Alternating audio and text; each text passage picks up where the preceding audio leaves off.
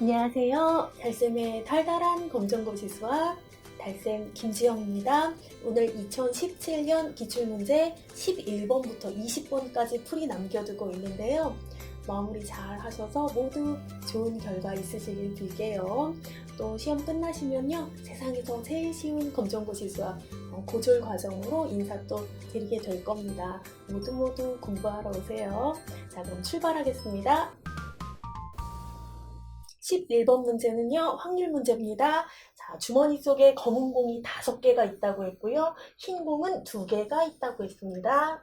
자, 주머니에서 이무이로 1개의 공을 꺼낼 때 그랬어요. 그냥 막 섞어서 아무거나 하나 꺼내는 상황입니다. 그때 검은 공이 나올 확률을 구하여라 그랬습니다. 자, 확률을 구하기 위해서는 검은 공만 생각하면 안 되겠죠. 전체에 공이 몇 개 있는지를 분수꼴로 나타낼 겁니다. 그래서 분모에다가 전체 공의 개수를 써주시고요. 분자에다가는 문제에서 원하는 그 상황 뭔가요? 검은 공이 나오는 상황이죠. 그래서 검은 공의 개수를 분자에다 써주시면 됩니다. 전체 공은요, 검은 거 5개, 흰 거 2개에서 7개가 되겠죠. 7분의. 그 다음에 문제에서 구하라고 하는 거는 검은 공이 나올 확률이죠. 검은 공이 1개, 2개, 3개, 4개, 5개 있으니까 7분의 5가 바로 검은 공이 나올 확률입니다. 자, 확률 그러면 2가지를 구하셔야 됩니다. 전체 경우의 수. 자, 이 문제에서 전체 경우의 수는 흰 공 5개? 아니, 흰 공 아니죠. 검은 공 5개, 흰 공 2개에서 총 7가지 경우의 수가 존재하고요. 그 다음에 검은 공이 5개니까 7분의 5가 바로 검은 공이 나올 확률입니다. 12번 문제에는요, 외심이라는 것이 나왔습니다. 점 O는 삼각형 ABC의 외심이다 그랬습니다. 외심이라는 거는 뭐냐면요. 자, 삼각형 ABC의 3개의 꼭지점을 지나는 원이 있어요. 이 원을 삼각형 ABC의 외접 원이라고 부릅니다. 그런데 이 용어는 그렇게 중요하지 않아요. 중요한 건 뭐냐면요. 외심이라는 건데 이 외심이라는 것은 외접원의 중심이 바로 외심이에요. 외접원의 중심, 외심.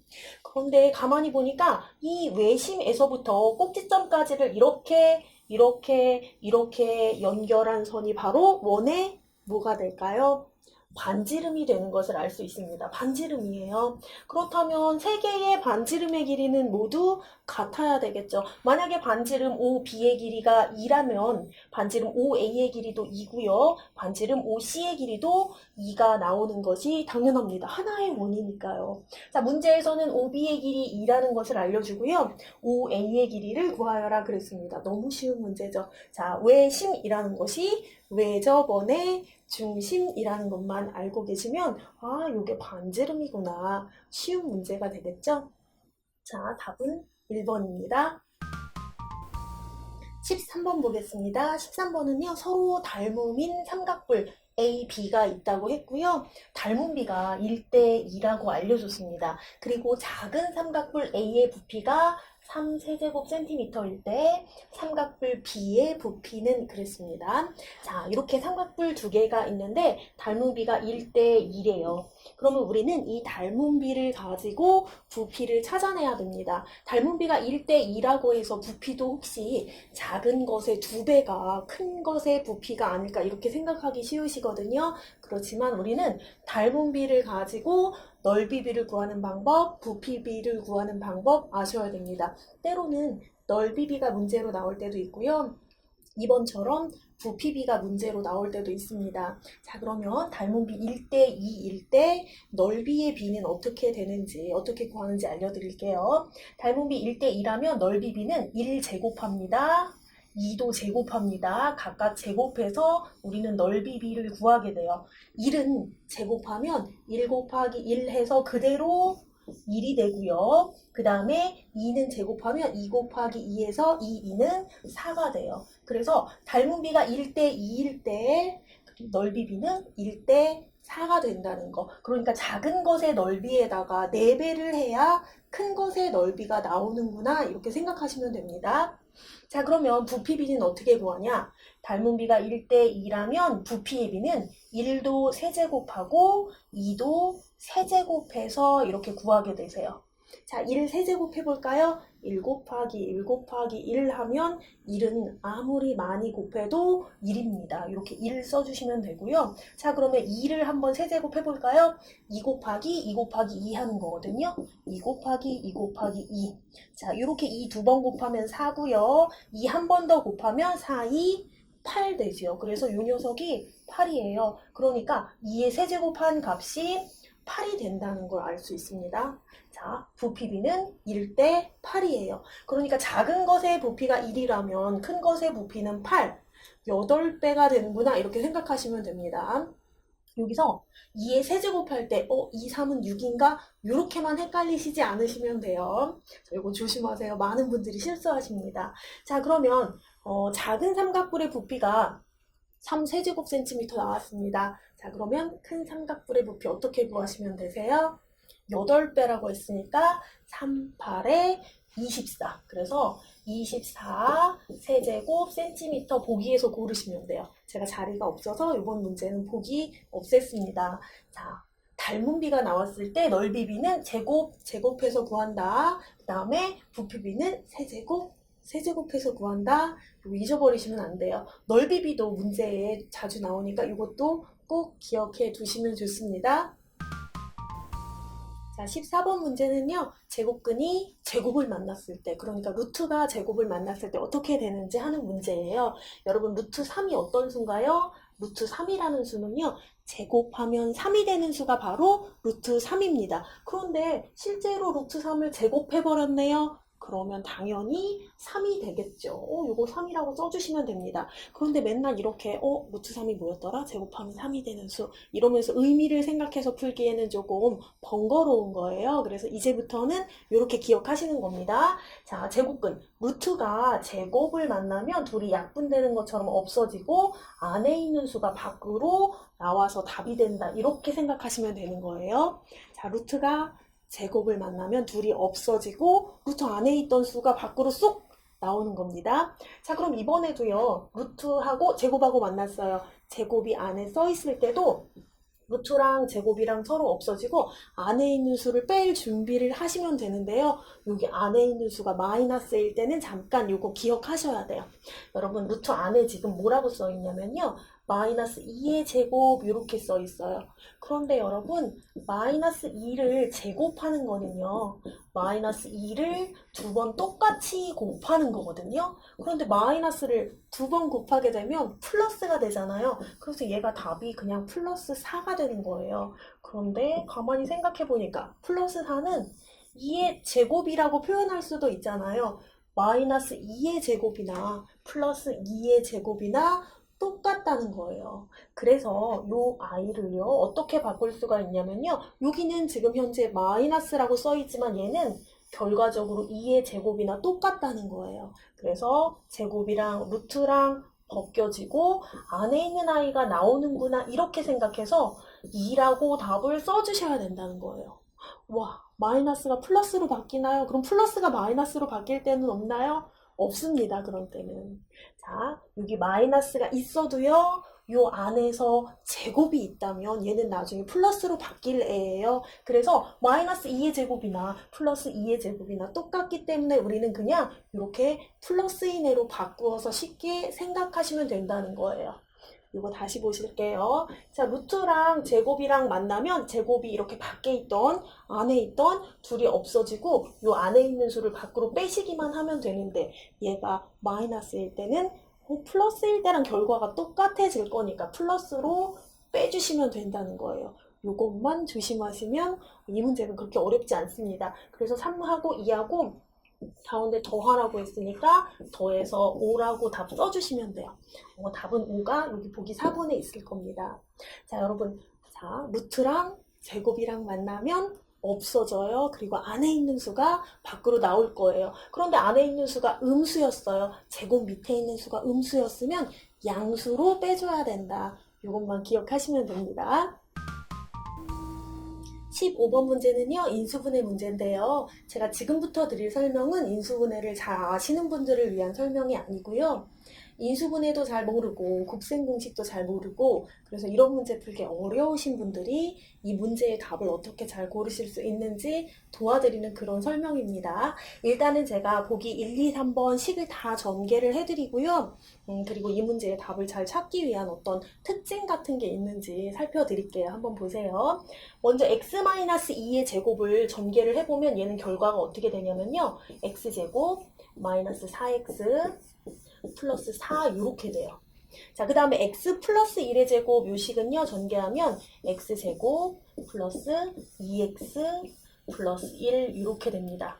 자, x 마이너스 1은 제곱하면요. x제곱 마이너스 2x 플러스 1 이렇게 되고요. 마지막으로 x 플러스 2를 제곱하면 x제곱 플러스 4x 플러스 4 이렇게 돼요. 자, 그러면 요 식들을 보고 제가 지금부터 특징을 한번 말씀드릴게요. 가운데, 가운데가 아니라 괄호 안에 x가 나오기 때문에 맨 처음에는 x제곱으로 시작돼요. 그리고 가운데 항들을 볼게요. 가운데 항들을 보니까 여기가 마이너스가 있을 때는 가운데 항에 여기 마이너스가 생기고요. 여기가 플러스면 가운데 플러스, 가운데가 마이너스면 여기 마이너스, 여기 플러스면 플러스 이렇게 됩니다. 자, 그러니까 여기 식 보고 x제곱 플러스 2x, 가운데 플러스네. 그러면 이렇게 마이너스가 들어가는 아이들은 답이 아니겠구나 이렇게 생각하실 수 있다는 거예요. 자, 그리고 마지막 상수항 좀 한번 살펴볼게요. 마지막 상수항인 4는 어떻게 나왔냐면요. 여기 제곱 있잖아요. 제곱이 여기 숫자에 붙어가지고 만들어져요. 그러니까 2에 제곱하면 4잖아요. 그래서 여기 4가 만들어지는 거고요. 1 제곱하면 1이잖아요. 그래서 여기 1 만들어지고요. 1 제곱하니까 1, 2를 제곱하니까 4 이렇게 만들어져요. 그러니까 여기 뒤에가 플러스 1이라면 여기 2나 이런 다른 숫자들이 나오는 거는 답이 안 된다는 거예요. 만약에 여기 상수항이 9라는 수가 나왔어요. 그럼 우린 보기에서 여기 보기에서 3의 제곱 이렇게 생긴 아이를 고르셔야 된다는 거예요. 어떻게 답을 잘 찾으실 수 있는지 조금 힌트가 되시겠어요? 자, 그럼 남는 게 뭐가 있나요? 안 되는 애들 다 빼니까 남는 건 얘밖에 없어요. 그래서 여러분들이 곱셈 공식이나 인수분해에 대해서 정확하게 잘 모르셔도요. 그래도 이렇게 보기에 나오는 식들을 보고 답을 고를 수가 있어요. 여기 가운데 플러스라면 마이너스 2는 다 지우시는 거예요. 그리고 마지막 상수항은요. 괄호 안에 있는 숫자의 제곱에서 답을 찾으시는 겁니다. 자, 어떠세요? 답 잘 고르실 수 있으시겠어요? 사실은 이거는 편법 같은 거라서 저도 마음이 아주 편하지는 않은데요. 오랜만에 공부하시는 분들이 인수분해 때문에 스트레스가 너무 많다고 하셔서 이런 방법이라도 좀 알려드리고 싶었습니다. 16번 문제는요, 2차 방정식 문제입니다. 자, 2차 방정식이 나왔고요. 두근의 곱을 구해라 그랬습니다. 2차 방정식 가만히 살펴볼게요. 자, 등호의 왼쪽에 x-2하고요. x-3하고 둘이 곱해졌는데 그 값이 0이 나왔대요. 2차 방정식의 해라는 거는요, 요 식에 x자리에 집어넣었을 때 이 식을 참이 되게 만드는 x값이잖아요. 그러니까 둘이 곱했을 때 0이 나오게 만들어주는 x값을 찾으라는 거예요. 그런데 여러분 생각해 보세요. 네모랑 세모랑 곱해졌는데 그 결과가 0이 나왔대요. 그럼 우리는 이런 생각할 수 있죠. 네모가 0일 수도 있겠구나. 그렇지요? 0이랑 어떤 수랑 곱하면 답이 0이 나오니까요. 아니면 또 세모가 0일 수도 있겠죠. 만약에 세모가 0이라면 네모가 어떤 수가 되던지 간에 결과는 0이 될 테니까요. 자, 그러니까 x-2랑 x-3이랑 둘이 곱해서 0이 됐다면 앞에 있는 x-2, 요 녀석이 0일 수도 있겠구나 이렇게 생각하실 수도 있고요. 아니면 뒤에 있는 아이가 0일 수도 있겠구나 이렇게 생각하실 수도 있다는 거예요. 앞에 있는 x-2가 0이 되려면 x값이 뭐면 될까요? 2면 되겠죠.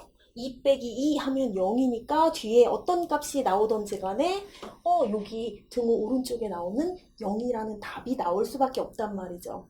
자, 뒤에 있는 괄호가 0이 된다면 x 빼기 3은 0, x에 무슨 수를 집어넣어야 될까요? 3이라는 수를 집어넣으면 3 빼기 3은 0 돼서 맞아요. 요 가로가 0이니까 앞에 뭘 곱하던지 간에 여기 답이 0으로 딱 맞아 떨어지겠죠. 그래서 2차 방정식의 해는 이렇게 생각하시는 거예요. 자, 그럼 우리는 이 2차 방정식의 해가 되는 x값 이렇게 두 개 구했습니다. x는 2 또는 x는 3이요. 자, 그럼 이렇게 해 구하신 거 둘이 곱하면 답 나오는 거거든요. 이렇게 찾으시면 됩니다. 자, 이렇게 복잡한 과정으로 좀 설명을 드렸지만요. 이건 원리에 대한 설명이기도 하니까 여러분들이 만약에 시험장에 가셔서 답을 바로 찾으셔야 된다. 그러면 여기 x-2, x-3 이렇게 나왔다. 그러면 2차 방정식의 해는 여기 -2의 반대요. 플러스 2. 여기 -3의 반대요. 플러스 3. 이렇게 해는 가로 안에 있는 숫자들의 부호가 반대인 수가 되는구나 이렇게 찾으실 수도 있습니다. 자, 그거 꼭 기억하시고요. 두 분의 곱인지 두 분의 합인지 뭘 구하라고 했는지도 정확하게 확인하시고 문제 잘 푸셔야 됩니다. 17번은요, 2차 함수 그래프에 대한 설명입니다. 2차 함수 식이 이렇게 나왔는데요. 2차 함수 식 자체는 여러분들이 좀 보시기에 좀 어렵게 생겼다 이런 느낌을 가지시는 분들이 많으시더라고요. 그래서 식 자체를 너무 신경 쓰지 마시고 요 보기하고 그 다음에 그림으로 나온 그래프하고 가만히 잘 살펴보시면 문제를 푸시는데 그렇게 어려움은 없습니다. 자, 2차 함수의 그래프에 대한 설명으로 옳지 않은 것은 그랬으니까 보기 1번부터 한번 보겠습니다. 보기 1번. 자, 이 2차 함수 그래프는 아래로 볼록하다 그랬습니다. 그래프 한번 살펴볼게요. 여기 검정 선이 요게 바로 포물선이라고 하는 2차 함수 그래프인데요. 얘 아래로 볼록한 거 맞나요? 맞습니다. 이런 모양을 아래로 볼록하다고 합니다. 위로 볼록한 그래프는 이렇게 생긴 게 위로 볼록한 그래프예요. 요거 빗살무늬 토기 같이 생긴 거 아래로 볼록한 2차 함수 그래프 맞습니다. 자, 두 번째, 최소값은 1이다 그랬는데요. 자, 2차 함수에서 최대값, 최소값 이런 말은요. 그래프의 높이에 관련된 거예요. 그래프가 그려져 있는 높이 중에서 가장 낮은 것을 최소값, 가장 높은 것을 최대값 이렇게 얘기합니다. 그러면 여기 그래프 중에서 최소값이 1인지, 그러니까 그래프의 높이, 그래프 그려진 높이 중에서 가장 낮은 곳 어딘가요? 여기가 가장 낮죠. 여기 가장 낮은 곳. 그럼 가장 낮은 곳에 높이를 찾아주시면 됩니다. 자, 높이, 높다, 낮다, 아니면 위, 아래 이런 것에 해당하는 값은 Y축에서 찾아보시는 거예요. 그래서 최소값은 1이라고 보시면 되는 겁니다. 그래서 이것도 맞아요. 자, 이제 0,5를 지난다 이런 말이 나왔는데요. 0,5라는 좌표 좀 한번 찾아볼게요. 자, 0,5라는 거는요. 일단 원점에서 시작해서 x좌표는 0이니까 오른쪽이나 왼쪽으로는 움직이지 않았다는 뜻이에요. 그리고 y좌표는 5니까 위로 5칸만큼 올라갔다는 거예요. 그러니까 원점에서 시작해가지고 위로만 5칸 올라간 요 점을 말하는 거거든요. 요 점을 지나는 그래프 맞네요. 이 그래프가 그 점 지나고 있습니다. 그러니까 얘도 맞아요. 자, 그럼 4번 볼게요. 꼭지점의 좌표는 1,2이다 그랬습니다. 자, 꼭지점을 뭘 말하는 거냐면요. 아래로 볼록인 그래프에서는 제일 낮은 요점, 위로 볼록인 그래프에서는 제일 높은 요점, 이 점들이 바로 꼭지점이라고 생각하면 됩니다. 여기 산 꼭대기에 해당하는 부분이 되겠죠. 자, 그러면 꼭지점의 좌표가 맞는지 확인할 건데 꼭지점의 x좌표 1이라고 했는데 가만히 보니까 이 꼭지점의 x좌표는 여기서 찾는 거잖아요. x좌표 2네요. 틀렸어요. 꼭지점의 y좌표가 1이에요. 반대로 썼어요. 그래서 4번이 틀렸습니다. 그래서 2차 함수에 대해서 잘 모르셔도 그림을 보시고 이런 용어들 몇 개만 익혀두시면 문제를 잘 푸실 수가 있어요. 그러니까 겁먹지 마시고 하나하나 신경 써서 한번 봐두시면 시험장에 가셔서 당황하지 않으실 겁니다. 18번 문제는요, 도형 문제입니다. 정사각형의 넓이를 구하라고 하는 건데요. 일단 문제 설명부터 드릴게요. 자리가 부족해서 문제는 다 써놓지 않았습니다. 직각삼각형 A, B, C 보이시죠? B가 직각이고요. 이 직각삼각형의 각 변에다가 딱 맞는 이렇게 정사각형을 한 개, 두 개, 세 개 그려놨습니다. 그리고 나서 정사각형 이쪽 아이하고 이쪽 아이의 넓이는 9랑 4라고 문제에서 알려줬어요. 그리고 나서 제일 큰 이 빗변에 딸린 정사각형의 넓이를 우리 보고 지금부터 구하라고 하네요. 자, 어떻게 하면 이 문제의 답을 구할 수 있을지 한번 볼게요. 여러분, 정사각형은 모든 변의 길이가 다 똑같이 생긴 사각형을 말하는 거죠. 그리고 각이 직각이에요. 그래서 정사각형의 넓이를 구하려면 만약에 이 변의 길이를 a라고 한다면 여기도 a, 여기도 a. 가로하고 세로가 전부 다 a가 되겠죠. 그래서 정사각형의 넓이를 구하게 되면 a하고 둘이 똑같이 곱해서 a 제곱을 하게 되면 우리는 넓이를 구할 수 있게 되거든요. 여기서는 a 제곱한 값이 9라고 알려준 겁니다. 자, 그럼 이쪽도 정사각형이에요. 제가 이 변의 길이를 b라고 해볼게요. 그러면 이쪽 길이만 b가 아니라 이쪽도 b가 되겠죠. 여기도 정사각형이니까 b 곱하기 b 해서 넓이를 구할 겁니다. 자, b를 똑같이 두 번 곱하면 b 제곱이 되고요. 그 계산한 값이 4라고 문제에서 알려준 겁니다. 그런데 여기 보세요. 자, a 제곱이 9고요. b 제곱이 4예요. 그런데 여기 위에 a 제곱 더하기 b 제곱 이렇게 해서 얘네 둘이 더한 게 c 제곱과 같다고 제가 써놓은 거 보이세요? 이 공식 어디서 본 적 있으세요? 얘가 바로 피타고라스 정리입니다. 직각 삼각형 이렇게 제가 이쪽에 다시 그릴게요. 직각 삼각형에서 직각을 만들고 있는 두 개의 변 A하고 B라고 하고 빗변의 길이를 C라고 한다면 이런 관계가 성립해요.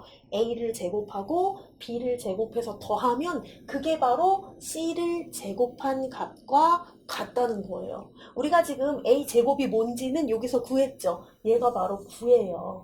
자, 그 다음에 B를 제곱한 건 4라고 우리가 지금 다 문제에서 알려준 겁니다. 그러면 얘가 13이 되는데 이게 바로 C를 제곱한 값이라는 거예요. C라는 건 이 빗변의 길이이기도 한데요. C를 제곱한 것은요. 그냥 빗변의 길이를 제곱한 거구나 이렇게 생각할 수도 있지만 이 도형에서는 이 변의 길이가 C가 될 거니까 이 정사각형의 넓이가 바로 여기도 C니까 둘이 똑같이 곱해서 C 제곱 정사각형의 넓이를 말하는 거구나 이렇게 생각하시면 되겠죠. 그러니까 이 정사각형의 넓이랑 이 정사각형의 넓이랑 더하면 가장 큰 정사각형의 넓이가 나오는구나 이렇게 생각하시면 된다는 거예요. 그래서 여기서 a제곱이 의미하는 게 정사각형의 넓이를 의미할 수도 있구나. b제곱 이쪽 정사각형의 넓이 둘이 더하면 가장 큰 정사각형. 그리고 또 변에 대해서도 꼭 알고 계셔야 됩니다. a제곱, b제곱. 짧은 변 둘이 제곱해서 더하게 되면 가장 긴 빗변의 제곱이 나옵니다. 이게 이렇게 도형에서 응용돼서 나올 수도 있고요. 아니면 직접 변의 길이를 구하라는 문제로 나올 수도 있거든요. 요거 공식 꼭 알고 계셔야 됩니다. 피타고라스 정리예요. 얘의 이름입니다. 19번 문제는요. 삼각비 문제가 되겠습니다. 그림과 같이 각 B가 90도인 직각삼각형에서 뭘 구하라고 했나요? 코사인 A 값을 구하여라 그랬습니다. 자, 각 B가 직각이고요. 우리는 A각을 기준으로 해서 코사인 값을 구할 겁니다. 코사인 A 어떻게 구하나요? 코사인은 코 모양 생각하시면 되죠. 직각삼각형에서 빗변분의 밑변 이렇게 코 모양이 바로 코사인 값입니다. 코사인 A라고 했으니까 여기 A가 코 끝부분에 오게 만드시면 됩니다. 그래서 빗변 3분의 밑변 2 이렇게 빗변분의 밑변 이게 바로 코사인 A 값입니다. 자, 그러면 사인이나 탄젠트가 문제에 나올 수도 있으니까 사인 A도 한번 구해볼까요? 사인 A는요. 빗변분의 높이 이렇게 해서 구하시면 돼요. 산처럼 생각하시면 됩니다. 빗변분의 높이. 그래서 3분의 높이가 루트 5니까 루트 5 이렇게 구하시면 됩니다. 탄젠트는요. 제가 여기 3을 다 가렸네요. 자, 탄젠트는요. 어떻게 하면 되나요? 탄젠트는 여기서 시작해야죠. 탄젠트는 밑변분의 높이 이렇게 생각하시면 되죠. 탄젠트는요. 탄젠트 A 구하게 되면 밑변분의 높이 이래서 2분의 루트 5 이렇게 쓰시면 됩니다. 2분의 루트 5. 여기 그냥 글자를 다 겹쳐 쓰고 난리가 났네요. 제가 지금 옆에서 잘 안 보입니다. 자, 그러면 답을 구해야 되는데 3분의 2, 다행히 이 위에 있습니다. 자, 코사인은 이렇게 코 모양 생각하시고요. 사인은 이렇게 산 생각하십시오. 그럼 탄젠트는요, 밑변분의 높이 이렇게 생각하시면 돼요. 자, 탄젠트는 그렇게 많이 나오진 않지만 사인이나 코사인은 문제에 자주 출제됩니다. 코 모양 생각하시고요. 산 모양 생각하시고요. 잊어버리지 마세요. 20번 문제는요, 원주각에 대한 문제입니다. 원 5에서 각 APB하고 각 AQB는요, 호 AB에 대한 원주각이다. 그때 X값은 이런 문제입니다. 자, APB라는 각 어딨냐면요, 여기 APB 이쪽에 있는 이 각이 바로 APB라는 각이고요. AQB는 여기 있어요. AQB 이쪽에 있는 X라는 각이 바로 AQB인데요. 자, APB는 30도라고 알려줬고 AQB는 X라고 해서 이 값을 우리 보고 구하라고 하는 겁니다. 그런데 문제에서 이미 답에 대한 힌트를 다 줬어요. 얘네 두 각은 호 AB에 대한 원주각이다. 호 AB 여기 있거든요. 호 AB라는 건 원의 일부분, A에서 B까지만 뚝 잘라놓은 걸 말해요. 이 호에 대해서 중심적으로 이렇게 각을 만들어 놓으면 그걸 우리는 중심각이라고 불러요. 미음입니다. 중심각이라고 불러요. 그리고 자, 이 호에 대해서 원의 둘레쪽, 그걸 원주라고 하거든요. 원주 쪽으로 이렇게 각을 만들어 놓으면 이렇게 위로 B쪽 솟았건 아니면 옆으로 이렇게 갔건 같은 원주각이라고 하는 겁니다. 이 호 AB에 대한 원주각 굉장히 여러 개 만들 수 있어요. 이쪽으로 이렇게도 만들 수 있습니다. 그런데 중요한 건 뭐냐? 같은 호에 대한 원주각은요, 크기가 다 똑같다는 거예요. 이쪽으로 긋건 이쪽으로 긋건 이쪽으로 긋건 전부 다 크기가 똑같다는 겁니다. 그래서 얘가 30도라면 이쪽에 그은 애도 30도고요. 자, 이쪽으로 그은 X도 역시 마찬가지로 30도가 됩니다. 자, 모양이 다른 것 같다고요? 아니에요. 그거는 눈이 여러분을 속이는 겁니다. 그래서 같은 호에 대한 원주각이라면 어디로 어떻게 뻗어 있던 간에 크기가 다 똑같다고 생각하셔야 됩니다. 그리고 이것뿐이 아니라 문제에 또 잘 나오는 단서가 뭐가 있냐면요. 지금은 같은 원주각의 크기 30도를 알려주고 X를 구하라고 했지만 가끔은 중심각의 크기를 알려주고 여기 X를 구하라고 할 때도 있습니다. 중심각의 크기가 60도다 이렇게 알려주고 X를 구하라고 할 때도 있는데요. 그럼 중심각하고 원주각하고 어떤 관계에 있는지 숫자만 보셔도 아시겠죠? 원주각의 2배 한 게 중심각입니다. 그러니까 중심각을 알려주면요. 60도를 반으로 뚝 잘라서 여기 원주각 구하시면 되는 겁니다. 만약에 중심각이 80도라고 나왔어요. 그러면 우리는 원주각을 제2의 반 40도구나 이렇게 구할 수 있다는 거예요. 자, 이렇게 두 가지로 문제가 나올 수가 있으니까 꼭 기억하시면 됩니다. 원주각은 어디로 그려져 있건 다 똑같구나. 그 다음에 중심각하고 원주각의 관계, 원주각의 2배를 한 게 중심각이다. 요거까지 기억하시면 됩니다.